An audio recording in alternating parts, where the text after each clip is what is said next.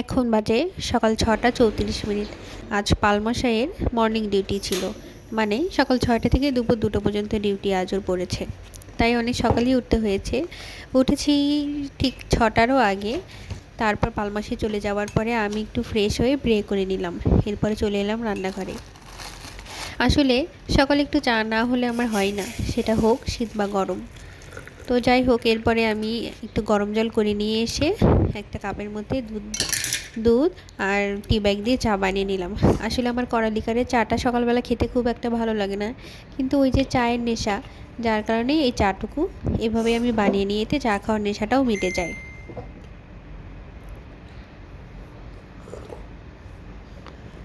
গত দুদিন হলো সকালে খুবই ঠান্ডা পড়েছে, আর আমার যেহেতু একটু অ্যাজমার সমস্যা, পালমশাইয়েরও অফিস সকাল সকাল, যার কারণে সকাল সকালে একটু উঠতেই হয়, একটু কষ্ট হয়ে যায়, কিন্তু খুব একটা সমস্যা হয় না। সকালে উঠে যদি একটু ঠিকঠাকভাবে না চলা যায় তো সেক্ষেত্রে খুব হাঁচি করে। এই জন্যই সকালে উঠে একদম ওড়না টোনা দিয়ে কান টান সব কিছু মুড়ে নিই, এতে করে আর খুব একটা প্রবলেম হয় না।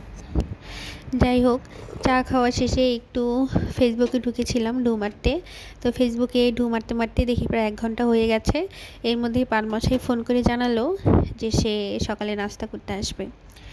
তো যেহেতু পালমাসের অফিস একদম আমার বাসার পাশেই, আমরা অফিসের কোয়ার্টারেই থাকি, তো সে যখন ইচ্ছে তখনই চলে আসতে পারে বাসায়।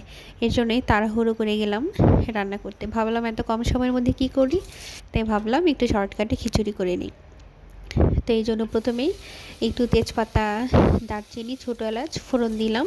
এরপর এতে পেঁয়াজ আর রসুনটা একটু ভেজে নিলাম। পেঁয়াজ রসুনটা একটু লাল হয়ে এলে আগে থেকে কেটে রাখা ফুলকপি আর আলু দিয়ে দিলাম।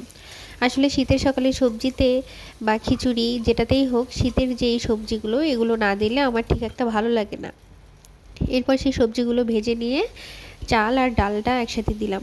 ও আচ্ছা, আমি এখানে পোলাওয়ের চাল, মুসুরের ডাল আর মুগের ডাল ব্যবহার করেছি। এতে করে খিচুড়ির ঘ্রাণটাও অনেক সুন্দর আসে, আর দুটো ডাল মিক্স করার কারণে খিচুড়িটা খেতেও মজা হয়।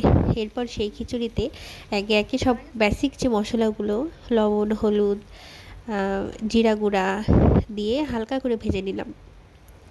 আমি সাধারণত সকালের যে ব্রেকফাস্টে যে আয়োজন করি বা যে জিনিসগুলো খাই, সেগুলোতে যদি কখনো খিচুড়ি বা পরোটা, ডাল এসব খাই, সেগুলোতে খুবই হালকা মশলা ব্যবহার করি, একদম না ব্যবহার করলেই না সেরকম। ইভেন আমি খিচুড়িটাতেও খুবই কম তেল ব্যবহার করেছি। এতে কিন্তু খেতে খুব একটা খারাপ হয় না, খাওয়া যায়। এটা আমাদের স্বাস্থ্যের জন্যও ভালো। যাই হোক, এরপরে সব কিছু ভালো মতো একটু ভেজে নিয়ে পরিমাপ মতো জল দিয়ে দিলাম। এখানে আমি 1 কাপের মতো চাল নিয়েছিলাম, চাল ডাল, তাই 2 কাপ জল দিয়ে দিয়েছিলাম। একপাশে খিচুড়ি হতে থাকুক। সিটি পড়েছে 3টার মতো। 3টা সিটি দেওয়ার পরে আমি প্রেশার কুকারটাকে বন্ধ করে রেখেছি, গ্যাসটা রিলিজ হোক। আর এদিকে পাশে ভেজে নিচ্ছিলাম ডিম। তো এই যে দেখো, আমার খিচুড়ি হয়ে গেছে একদম পারফেক্ট। তো তারপরে পালমশাই আসলো, তাকেও খেতে দিলাম, আর আমিও নিয়ে বসে গেলাম। এই যে পালমশাই খাচ্ছে। তো কেমন লাগলো আমার ব্লগটা অবশ্যই জানাবে।